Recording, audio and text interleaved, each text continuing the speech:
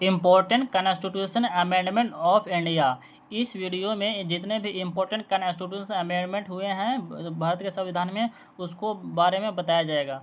First में है first constitution amendment act 1951। पहला जो अमेंडमेंट सुधार हुआ था 1951 ईस्वी में हुआ था। और पहला कॉन्स्टिट्यूशन अमेंडमेंट एक्ट 1951 में जो ऐड किया गया था ना, जो नाइन्थ स्केड्यूल को ऐड किया गया था। पहले जब हमारा संविधान बना था ना 1950 ईस्वी में, तो उस समय 8 स्केड्यूल थे, लेकिन पहला ऐड किया गया था 1951 ईस्वी में, तो 9 हो गया। तो अब स्केड्यूल की संख्या हो गई थी 9। और इसमें ये किया गया था ना, protect land reform laws from judicial review से इसको प्रोटेक्ट किया गया था। यानी कि लैंड रिफॉर्म था पहले, उसको लैंड रिफॉर्म को प्रोटेक्ट किया गया था, क्योंकि इसको जुडिशियल रिव्यू के बाहर रखा गया था। लैंड रिफॉर्म को जुडिशियल रिव्यू के बाहर रखा गया था। और फिर इम्पोज किया गया था फ्रीडम, यानी कि right to freedom of speech expression को उसको कम किया गया था। तो जो फंडामेंटल राइट है ना, आर्टिकल 19 में क्या है, right to freedom of speech and expression, तो उसको थोड़ा सा कम किया गया था। इम्पोज रेस्ट्रिक्शन में होता है ना, उसको कम करना, यानी कि उसको रेस्ट्रिक्ट लगाना, थोड़ा सा कम किया गया था। तो फर्स्ट अमेंडमेंट में क्या किया गया था, पहला तो किया गया था 9th शेड्यूल को ऐड किया गया था। फिर जुडिशियल रिव्यू उसको लैंड से बाहर रखा गया था। और फिर जो फंडामेंटल राइट था ना, right to freedom of speech expression, उसको थोड़ा सा कम किया गया था। ये 1951 ईस्वी में किया गया था फर्स्ट कॉन्स्टिट्यूशन अमेंडमेंट में।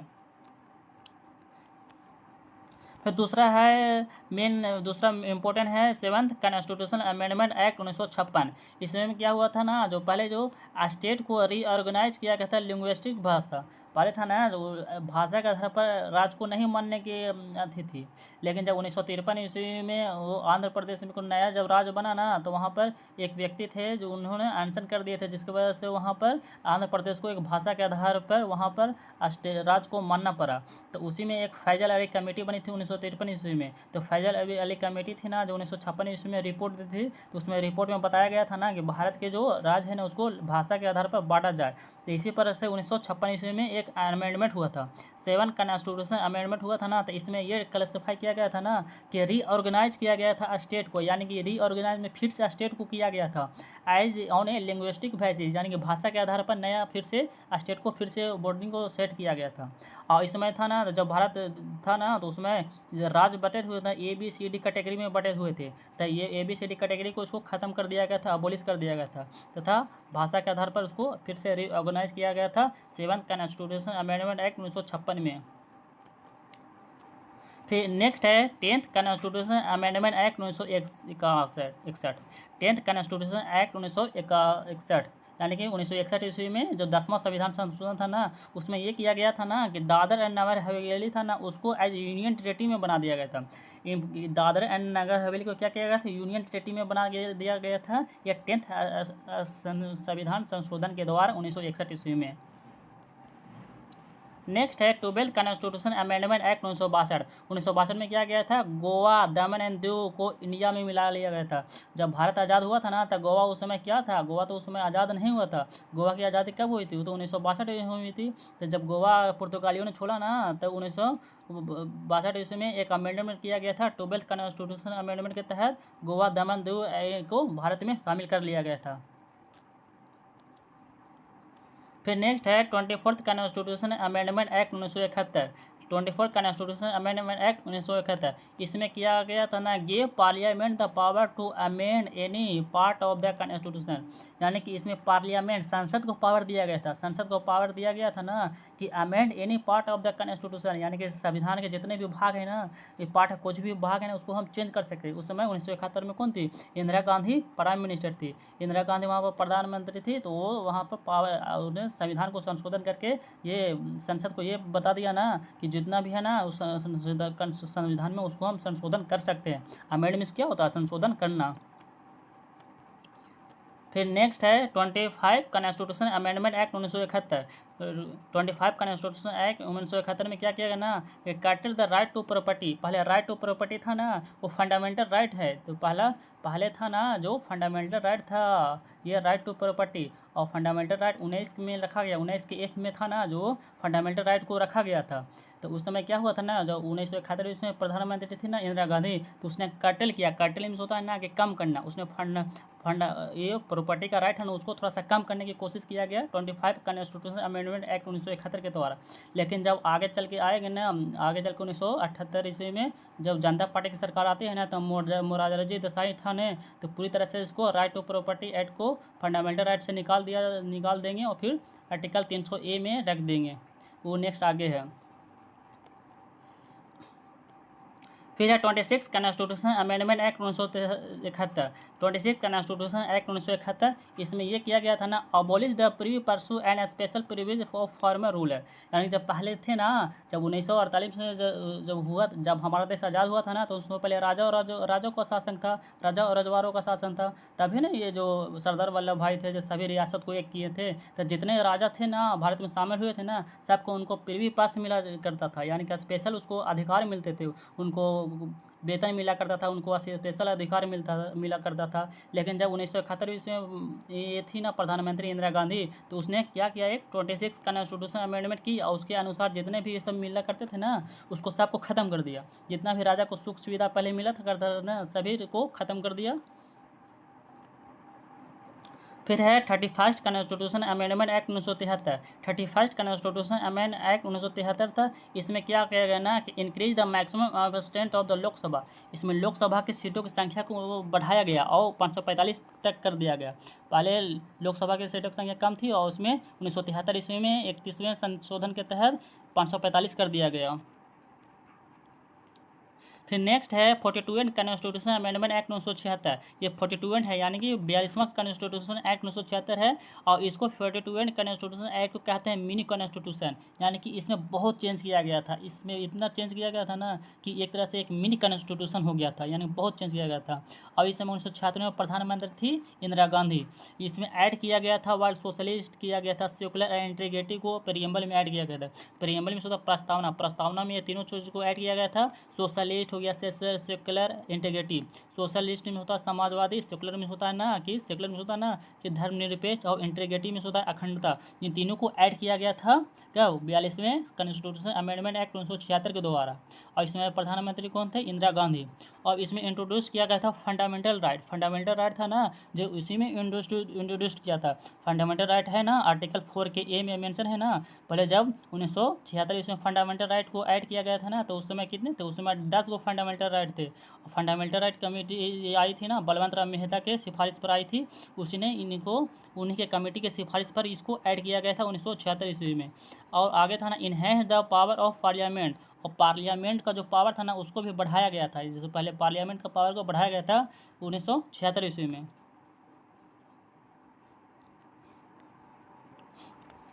फिर नेक्स्ट है 44 constitution amendment act 1978। 44 constitution act 1978, इसमें होता है ना कि remove the right of property of the fundamental right and made a legal right. इसमें क्या किया गया था ना, जो फंडामेंटल राइट था ना उसको हटा दिया था। बोले थे ना कि जो 1976 में जो आए थे ना, तो उसके ऊपर पहले क्या थी, 1976 में इमरजेंसी लगाई थी ना इंदिरा गांधी। तो इंदिरा गांधी जब इमरजेंसी लगाई थी ना, तो सारे नेताओं को बंद कर दी थी और चारों पार्टी से नेताओं को इमरजेंसी लगा दी थी। लेकिन जब 1978 में इमरजेंसी ख़त्म हुआ ना, तो 1978 इसमें जनता पार्टी की सरकार आई। और जनता पार्टी की सरकार जब आई ना, तो मोरारजी देसाई थे जो प्रधानमंत्री बने। और जब मोरारजी देसाई प्रधानमंत्री बने ना, तो इन्होंने किया ना कि जो फंडामेंटल राइट था ना, राइट टू प्रॉपर्टी, तो राइट टू प्रॉपर्टी को उसको हटा दिया फंडामेंटल राइट में। फंडामेंटल राइट में था ना पहले आर्टिकल 19 है ना, तो आर्टिकल 19 के एफ में है, 19 के एफ में फंडामेंटल राइट था। और उसमें वो था फंडामेंटल प्रॉपर्टी था ना, वो राइट था। लेकिन उसको ख़त्म करके अब कर दिया, उसको ख़त्म करके एक लीगल राइट बना दिया। यानी कि मौलिक अधिकार से हटा के इसको प्रॉपर्टी को लीगल राइट बना दिया। यानी कि आप उसको अब उसको अब लीगल राइट माना जाएगा उसमें, यानी कि उसको फंडामेंटल राइट की तरह ट्रीट नहीं किया जाएगा। ये किए थे मोरारजी देसाई 1977 ईस्वी में। और फिर कि इन्होंने ऐड किया था इमरजेंसी प्रोविजन, यानी कि इमरजेंसी का जो प्रोविजन था ना, प्रोविज़न उसको भी ऐड किया गया था। क्यों, क्योंकि इंदिरा गांधी था ना, जो अपने तानाशाही की वजह से उन्होंने इमरजेंसी को लगा दिया था। जिसका वजह से जब मोरारजी देसाई आए ना, तो उन्होंने इमरजेंसी प्रोविज़न था ना उसको भी सुधार किए थे, करेक्ट। फिर नेक्स्ट है 42 constitution amendment act 1985। 42 constitution act 1985 में हुआ था ना कि इसमें इंट्रोड्यूस किया था anti defection law. Anti defection law और इसमें 10th शेड्यूल को ऐड किया था। पहले तो हम बताए थे ना, पहले जब संविधान बना था हमारे कितने शेड्यूल थे, 10th शेड्यूल थे, नहीं सॉरी 8 थे, और 8 नौवां ऐड किया गया था फर्स्ट कॉन्स्टिट्यूशन अमेंडमेंट में। और 52 जब हुआ ना संशोधन, तो इसमें 10th को ऐड किया गया था। अब टोटल 10th शेड्यूल हो गए, और 2 आगे चलकर और ऐड होगा, तो टोटल अभी 12 शेड्यूल हो जाएंगे। अभी 2 आगे और ऐड होगा। अभी किया हुआ तो ये 52 कॉन्स्टिट्यूशन अमेंडमेंट हुआ था 1985 ईस्वी में। तो इंट्रोड्यूस किया गया anti defection law. Anti defection law यानी कि पहले के थे ना, तो जो नेता लोग थे ना, जो पार्टी को बदल लेते थे, लेकिन पार्टी ना बदले इसके लिए उन्होंने एक कानून लाया। और इस समय प्रधानमंत्री थे राजीव गांधी, और उन्हें राजीव गांधी ने एक कानून लाया, साथ ही तो एंटी डिफेक्शन लॉ को लाया, और इसी को तो रखा गया 10th शेड्यूल में। फिर नेक्स्ट है 61 constitution amendment act 1989। 61 constitution amendment act 1989 में हुआ ना कि इसमें वोटिंग राइट देने का जो था ना, पहले 21 ईयर था, लेकिन 21 ईयर से कम करके 18 ईयर्स कर दिया गया। पहले जब वोट देने का जो ईयर्स था ना, जो 21 साल के बाद वोट देते थे, लेकिन 61 अमेंडमेंट के तहत 1989 से ये 18 ईयर्स कर दिया गया। अब यानी कि 18 वर्ष के जितने भी है ना, वो वोट दे सकते हैं। नेक्स्ट है 69 constitution amendment act 1991। 69 constitution act 1991 में यह किया गया था ना कि granted the national capital territory and status to Delhi, यानी कि दिल्ली को क्या किया था, इसमें नेशनल कैपिटल टेरिटरी को स्टेटस दिया गया था। 69 कॉन्स्टिट्यूशन अमेंडमेंट एक्ट 1991 के तहत दिल्ली को क्या किया गया, एक नेशनल कैपिटल की टेरिटरी को दर्जा दिया गया था 69 कॉन्स्टिट्यूशन अमेंडमेंट एक्ट 1951 के तहत।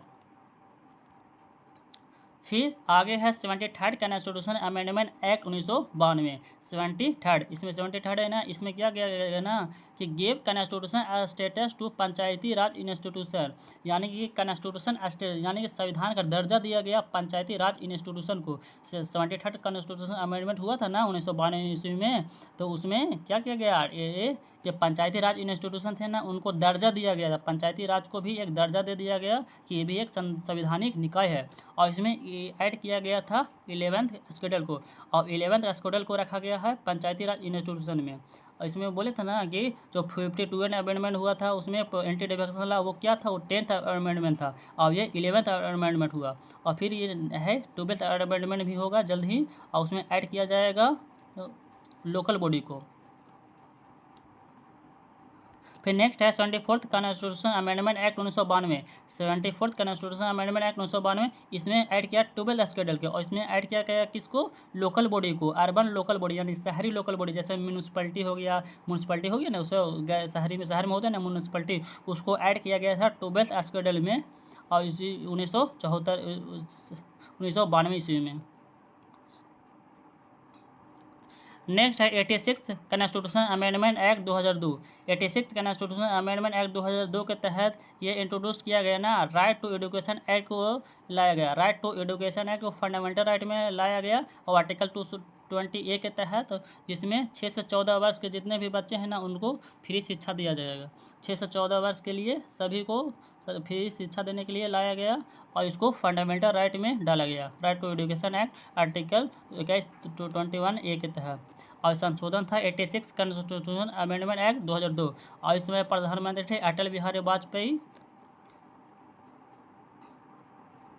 फिर नेक्स्ट है 92 कॉन्स्टिट्यूशन अमेंडमेंट एक्ट 2003।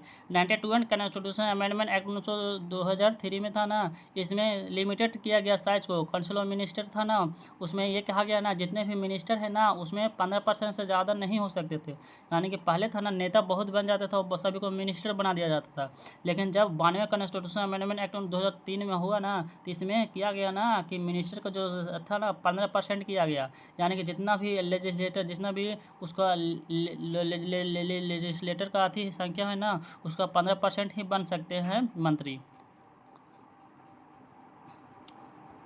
फिर नेक्स्ट है 97th constitution amendment act 2011। 97th constitution amendment act 2011 में ग्रांट किया गया कॉन्स्टिट्यूशनल स्टेटस टू कोऑपरेटिव।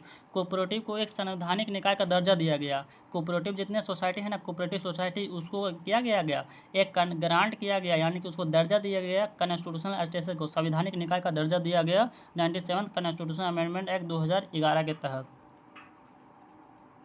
फिर नेक्स्ट है 101 कॉन्स्टिट्यूशन अमेंडमेंट एक्ट 2060, यानी कि 101वां कॉन्स्टिट्यूशन अमेंडमेंट एक्ट 2016 को ऐड किया गया और इसमें क्या गया, जीएसटी को लाया गया। इसमें जीएसटी को लाया गया, जीएसटी को इंट्रोड्यूस किया गया था 101 कॉन्स्टिट्यूशन अमेंडमेंट एक्ट 2016 में। नेक्स्ट है 102 कॉन्स्टिट्यूशन अमेंडमेंट एक्ट 2018। इसमें क्या किया गया, national commission of backward classes को इंट्रोड्यूस किया गया, यानी कि इसमें कॉन्स्टिट्यूशन स्टेटस दिया गया national commission for backward classes को 102 कॉन्स्टिट्यूशन अमेंडमेंट एक्ट 2018 के तहत। फिर है 103वां कॉन्स्टिट्यूशन अमेंडमेंट किया गया 2019 में और इसमें EWS को 10% रिजर्वेशन दिया गया। इकोनॉमिक वीकर सेक्शन को 10% रिजर्वेशन दिया 103वां संशोधन के तहत, जो हुआ था 2019 ईस्वी में। फिर नेक्स्ट है 104 कॉन्स्टिट्यूशन अमेंडमेंट एक्ट 2020। 104वां कॉन्स्टिट्यूशन अमेंडमेंट एक्ट किया गया 2020 में और इसमें ये किया गया ना कि extend the reservation of SC/ST Lok Sabha in 2030, यानी कि 2030 ईस्वी तक जो जितना भी SC/ST का था ना, उसको रिजर्वेशन को बढ़ा दिया। SC और ST के जो लोकसभा में स्टेट असेंबली में जो रिजर्वेशन था ना, उनकी संख्या थी ना, वो 2030 तक बढ़ा दिया गया। फिर इसमें अबोलिश किया गया एंग्लो इंडियन को पार्लियामेंट स्टेट लेजिस्लेटर को। पहले था ना, एंग्लो इंडियन को चुना जाता था, लेकिन उनको नॉमिनेशन को भी रद्द कर दिया गया था 2020 ईस्वी में। नेक्स्ट है 105 constitution amendment act 2021। 125 constitution amendment act 2021। इसमें इंट्रोड्यूस किया गया ना, restore the power of state to identify their maintain our list, यानी कि इनको राज्य को ये दर्जा दिया गया ना कि आप आइडेंटिफाई कीजिए कि अपने राज्य में जितने भी OBC है ना, उनके लिस्ट को बारे में आप आइडेंटिफाई कर सकते हैं। इसमें 105 अमेंडमेंट के तहत सभी राज्य को अधिकार दिया, पावर दिया गया।